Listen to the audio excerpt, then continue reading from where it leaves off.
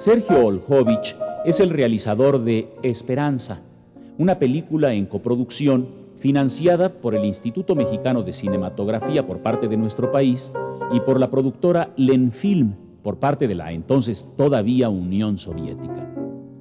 La década de los 80 no era un buen momento para la producción en México de películas de la magnitud de Esperanza. Por un lado, las condiciones no eran las más propicias para este tipo de proyectos.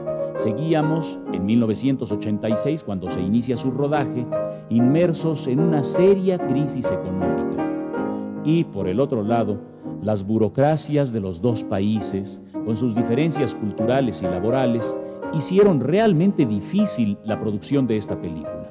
Afortunadamente, Sergio Oljovich logra vencer todos los obstáculos y llevar a feliz término su obra más lograda y más personal.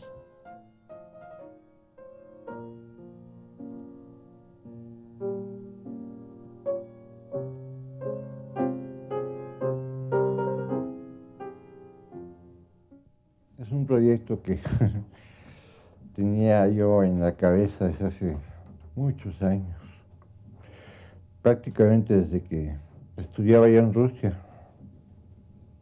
Mi padre, siendo de origen ruso, pues tenía una vida muy rica en experiencias. Él participó en la Revolución Rusa. Llegó a México en el año 25, cuando todavía estaba la cola de la Revolución Mexicana en muchos lugares de provincia. Y el país todavía estaba muy alborotado. Y su vida, pues, fue muy interesante. Y yo, el haber estudiado cine en Rusia, pues, siempre tuve el interés de hacer una coproducción mexicano-rusa. Y el tema natural que me parecía era llevar a la pantalla la vida de mi padre.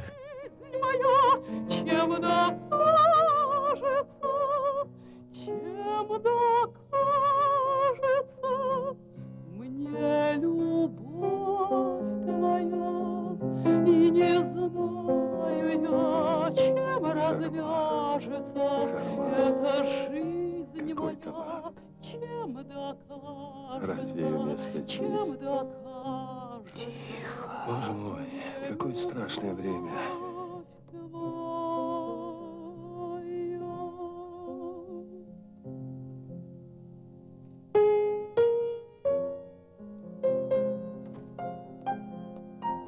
Тише.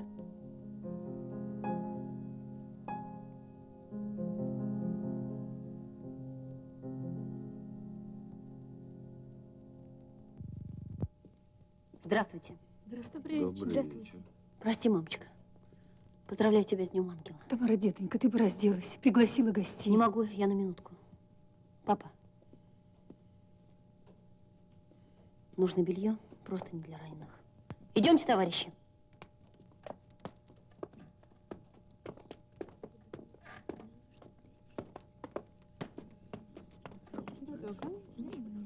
Creo que es interesante porque plantea una problemática de todos los tiempos de un emigrante que sale de su país y llega a un país totalmente desconocido. Y claro, hay un proceso de adaptación que puede tener momentos muy felices y momentos muy trágicos. Y esto es un tema que se repite y que sucede desde que el mundo es mundo. Это невероятно! Откуда они узнали, что у меня сегодня день рождения? Сегодня? Да. А сколько тебе исполнилось? 19. Я ровесник века. Надо же! И этот день совпал с Днем независимости Мексики. Это невероятно просто. На самом деле невероятно.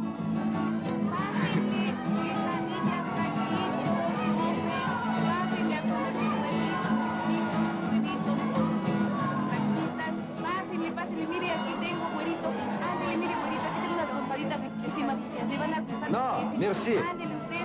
Эта пища для нас слишком остра. Володя, пойдем отсюда. Я за себя не ручаюсь. Выхвачу этот лоток и будь что будет. Ну, мерси, мерси. Пойдем. Ну, как вкусно пахнет, да? Пойдем. Yo creo que fue el primer proyecto en donde participan de esta magnitud las dos partes, en donde se integra tanto parte del equipo técnico de México como de la Unión Soviética, y es una fórmula que puede dar mucho. Yo creo que es una fórmula que puede permitirle al cine un buen respiro y se puede buscar por ahí, ¿no? A nivel artístico, tenía yo muchísimos actores rusos que no hablaban una palabra de español y muchísimos actores mexicanos que no hablaban una palabra de ruso. Combinarlos para que trabajaran juntos. Los actores rusos tuvieron que aprenderse de memoria los diálogos en español. Nunca le des a nadie ni por un segundo tu arma, sobre todo teniendo semejante inscripción. Toma. Никогда не расставайтесь со своим оружием. Así na que eres ruso. ¿Ha oído de ese país, Rusia? Uy, sí, cómo no. Está más allá de Guatemala, ¿a poco no? Más allá del océano. Sí, pues. Bueno, ¿y qué? ¿Es un país grande? Muy grande. ¿A poco más grande que México? Claro que no, mi general. En Lenfilm era otro ritmo, había obstáculos para Sergio, había presiones a nivel personal, también antagonismos de personalidades. No sé si Sergio lo haya comentado, porque él es una gente muy calmada, yo no. Y bueno, pues para que entendieran también la idiosincrasia de los rusos y de los mexicanos. Los rusos querían que yo filmara un México muy folclórico, como ellos lo entienden. Los mexicanos querían que yo filmara una Rusia muy folclórica, como se ve desde México. Yo queriendo hacer algo como, conozco mi país y viví 8 años en Rusia, pues sé cómo son los países en realidad, y quería yo hacer algo un poco más allá del folclore nada más. Pero era re difícil, En fin, allá sobraba el dinero, aquí no había. Entonces, muchas cosas de producción, de mucho movimiento de masas extras, las terminé filmando allá, porque había más dinero allá. Y muchas escenas que se iban a hacer en México, las cambié a que fueran en Rusia.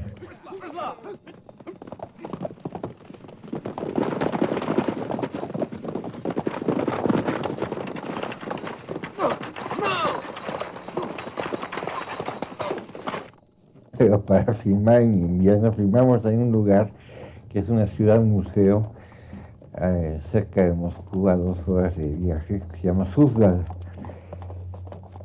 Hacía 22 grados bajo cero esos días que estuvimos filmando ahí. Las cámaras cada 20 minutos se congelaban. Había que tener una cámara lista en un tráiler especial con calefacción y cambiar el rollo de una cámara a otra. O sea, tenía yo 20 minutos para hacer una escena y otra vez el cambio de cámaras, se te congelaban los pies, los dedos, la cabeza, la nariz, todo. No podías caminar, había medio metro de nieve en el piso. En fin, es muy difícil trabajar en esas condiciones. En pantalla se ve muy bello.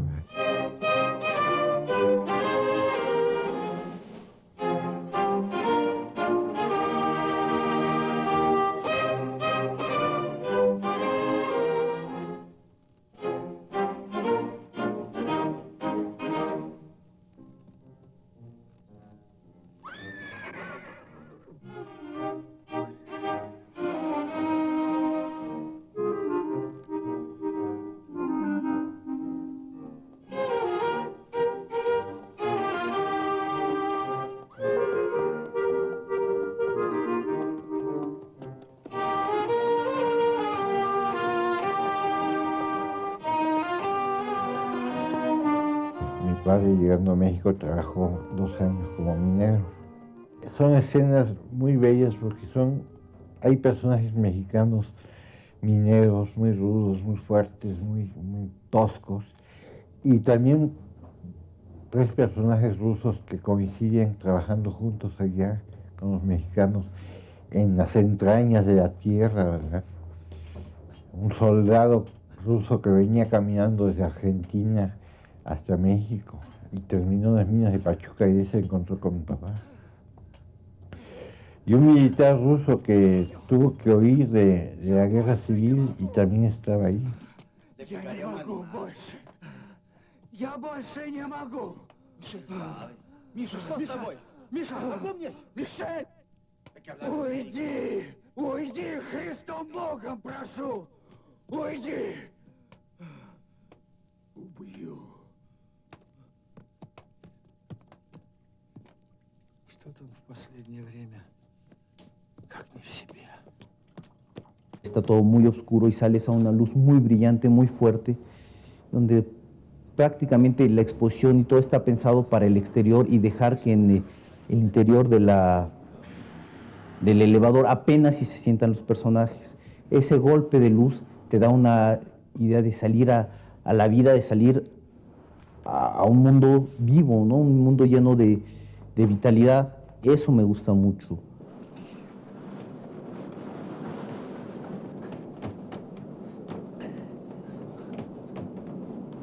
Tolia Mukasey, el director de fotografía en Esperanza, lo que intentó hacer es mantener esta diferencia de iluminación. En la Unión Soviética, en Rusia, en Leningrado, donde está pasando la parte de Esperanza, la luz es muy oblicua, es muy tenue, los contrastes son muy suaves, es mucho más apastelado. Y en México es mucho más brillante, mucho más contrastado, mucho más dura la luz. Esto lleva a mucha gente a decir que la fotografía de la Unión Soviética es muy distinta o es otro fotógrafo incluso a la de México. El problema no es que es otro fotógrafo, el problema es que es otra luz, otras formas de ser. Sí, México tiene una luz muy brillante, un cielo muy azul, un contraste muy fuerte, pero así somos y es lo que él trató de ver. Es muy chistoso que le decían también, o sea, ese comentario fue en México y en la Unión Soviética también decían que estaba mucho mejor fotografiado México que la Unión Soviética.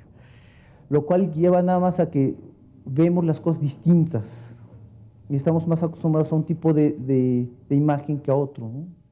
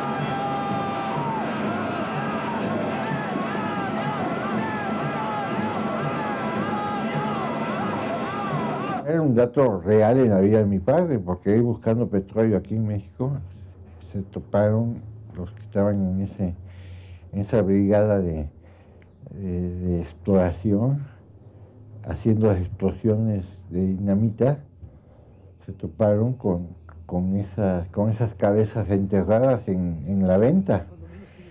Y luego llegó Carlos Pellicer, el poeta, y excavando se dieron cuenta que habían encontrado un enorme lugar arqueológico de gran importancia olmeca. Entonces eso es cierto, que se muestra en la película es cierto, ¿no? Por favor, dígales que vuelvan al trabajo. ¿Qué pasa? Van a ver. ¿Por qué no quieren trabajar? ¿Qué sucede? Son los dioses. Estos monolitos son sus dioses.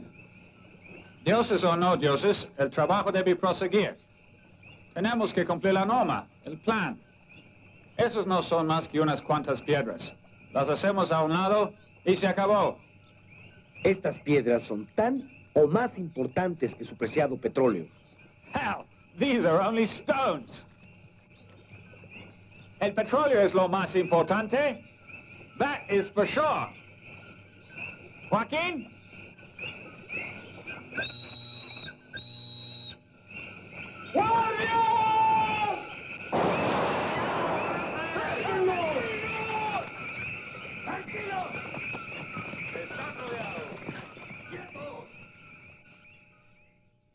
Esta secuencia de la cabeza olmeca fue un reto porque, bueno, desde luego había que tallar la cabeza olmeca y que quedara, pues, como son las verdaderas. Por otro lado, ambientar el sitio del campamento para que efectivamente se creara una atmósfera de una magia, de sorpresa, de misterio. Desde luego, desde el punto de vista vestuario, hubo que vestir a mucha gente con sus pantalones y sus camisas khaki, sus sarakovs, las botas. Siempre en ese tipo de cosa hay que tener cuidado de no pasarse con el efecto del humo, porque entonces pierdes todo o se vuelve algo demasiado exagerado e inverosímil. Sale a flor esta cabeza olmeca que es famosísima, que está ahorita en el Museo de la Venta en Villahermosa. Y a veces es muy poético y es así como muy simbólico, ¿no? El ingeniero ruso que, sin creer, no es que estuviera buscando eso, junto con otros ingenieros mexicanos, encuentran esta civilización antigua y se contrapone la necesidad del petróleo de hoy con el pasado cultural de un pueblo, ¿verdad? Y ambas cosas hay que conservar, ambas cosas hay que saber explotar. O sea, que yo estuve en el 86 en Leningrado, trabajando en el film en un papel pequeño que viene a ser la madre del personaje principal de la película, que eran dos actores soviéticos todavía, segundo año de perestroika en la URSS, ex-URSS, no recuerdo su nombre, los nombres de ellos dos, y yo hago Catalina, la madre de, vendría a ser la madre de Sergio Oljovich, ¿no? Во блаженном успении вечный покой подашь, Господи. La experiencia fue muy peculiar. Yo iba, el papel, como sabes, era muy pequeño, iba a hacer 2 o 3 escenas en Leningrado de una misa ortodoxa. Bueno, se había hecho el intento de hacerlo aquí en una sinagoga en Polanco y no salía la escena, entonces se decidió hacerla allá. Que por cierto, iba por 3 días y me quedé casi 2 meses, más bien 2 meses, ya mero no regresó a México, por circunstancias muy peculiares de que se iba retrasando ese día y luego otros y hacían otros y yo me iba quedando, lo cual me dio una pauta maravillosa en mi vida personal para conocer Leningrado de pe a pa. Soy una vaga, la mera verdad, cuando viajo. Entonces, ese pequeño papel para mí fue muy enriquecedor personalmente y turísticamente hablando, ¿por qué no decirlo, no? En aquella época, todavía en la Unión Soviética, había mucha censura, mucha represión. Tienen una escena, por ejemplo, donde Vladimir Olkhovsky, que es el nombre del personaje principal, visita a Trotsky aquí en México. Una escena que a mí me gusta mucho, yo creo que es lo mejor que se ha hecho de Trotsky en escena, en película. Es una escena que dura 20 minutos. Que no es nada especial, políticamente no es. Sin embargo, me costó más de un año de pelear con los burócratas soviéticos para que me permitieran filmar a Trotsky. Es la primera vez que salía Trotsky en el cine soviético. Y eso gracias que ya estábamos en los años de la perestroika de Gorbachev, si no hubiera sido imposible. Вы меня боитесь? Ненавидите? Почему? Простите, господин Троцкий, я простой инженер и, как вам сказать, я вообще вне политики. Исключено. Не бывает людей вне политики. Тем более, если они находятся на какой-либо службе у государства. Вот Сикерс. Он свободный художник. Настоящий художник, большой художник. А он стрелял в меня. Казалось бы, кто может быть дальше от политики? Хотите видеть следы? Вон. Совсем свежие следы. Пули прошли в 2 сантиметрах от меня. Меня спасла Наталья. Она столкнула меня с кровати на пол. Левушка, право не надо. Прошу тебя. Это моя жена. Me gusta mucho la idea de ver cómo va pasando la historia de la película dentro de la historia del mundo, ¿no? Esa integración de dos cosas, de un personaje dentro de un periodo histórico de México muy importante, se me hace que es muy rescatable de la película.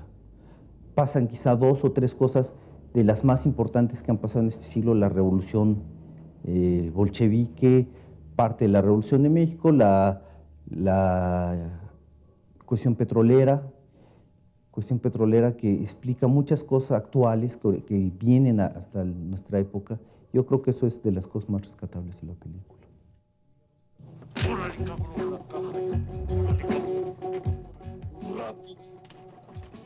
Producida en 1988, el mismo año en el que se concluye Esperanza, de Sergio Oljovich, El costo de la vida, de Rafael Montero, es una película independiente de poco presupuesto que contrasta con Esperanza, no solo por la diferencia de sus valores de producción, sino también por su temática.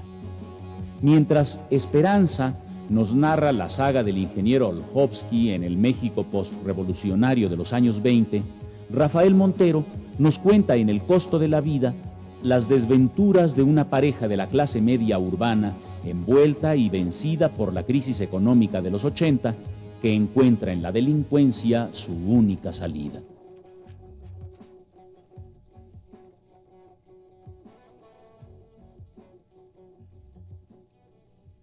De pronto surge la idea de hacer algo sobre la crisis, ¿no? Pero a partir de alguien como yo, como mis amigos, ¿sí? Sí, de pronto decir, bueno, ¿cómo vive la crisis una pareja de la clase media que no tiene en un momento dado la posibilidad de sobrevivir más allá del salario diario, no de su trabajo diario, ¿no? Entonces empezamos a trabajar junto con José Luis Benyure, que era un compañero de generación del CUEC, la historia, ¿no? Era un guión muy extenso, muy largo, tenía así como 140 páginas, que trataban así como de describir muy minuciosamente lo que estábamos nosotros tratando de decir, ¿no? Lo que era, bueno, esta crisis en la pareja, ¿no? De pronto la idea de cómo la crisis podía destruir el amor de una pareja, ¿no?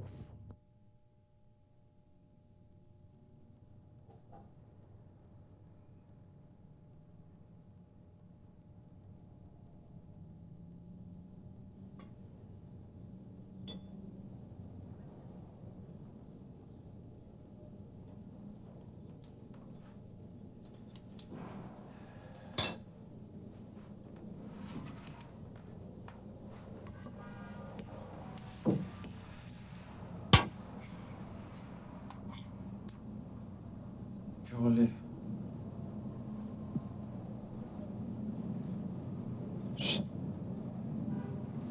¿Qué ole?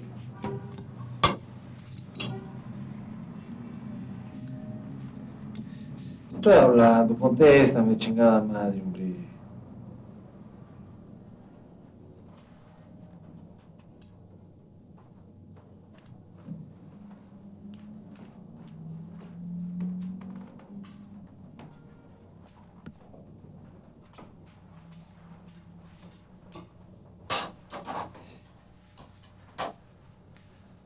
Claro que tú sí no entiendes ni madre, ¿verdad? ¿Sabes qué? Vete por un tubo, hija.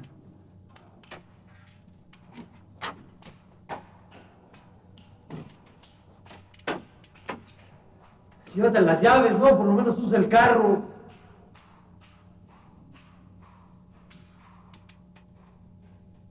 Yo pude ver muy palpable en el público que veía la película, en el cine Variedades, ¿no?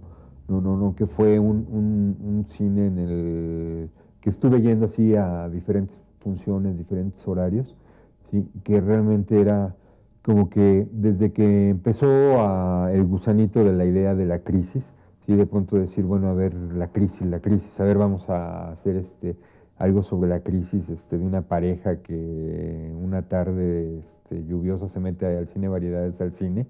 Sí, de pronto, no sé, esa tarde yo que fui al cine Variedades y vi a esa pareja que estaba tratando de retratar, comentar la película, así de estar emocionados con la película y de salir comentando y platicando. Sí, creo que eso fue así como que lo más importante de la película, ¿no? El saber que había logrado, no sé, conmover a ese público, ¿no? A ese público que realmente, bueno, era el que yo quería llegar, ¿no? Era un jardín bellísimo, lleno de flores y plantas. De repente sentí que estaba en la selva. El ruido era alucinante, pero no sentí miedo, porque oí la voz de Miguel que me llamaba. Pato, Patito. Entonces desperté.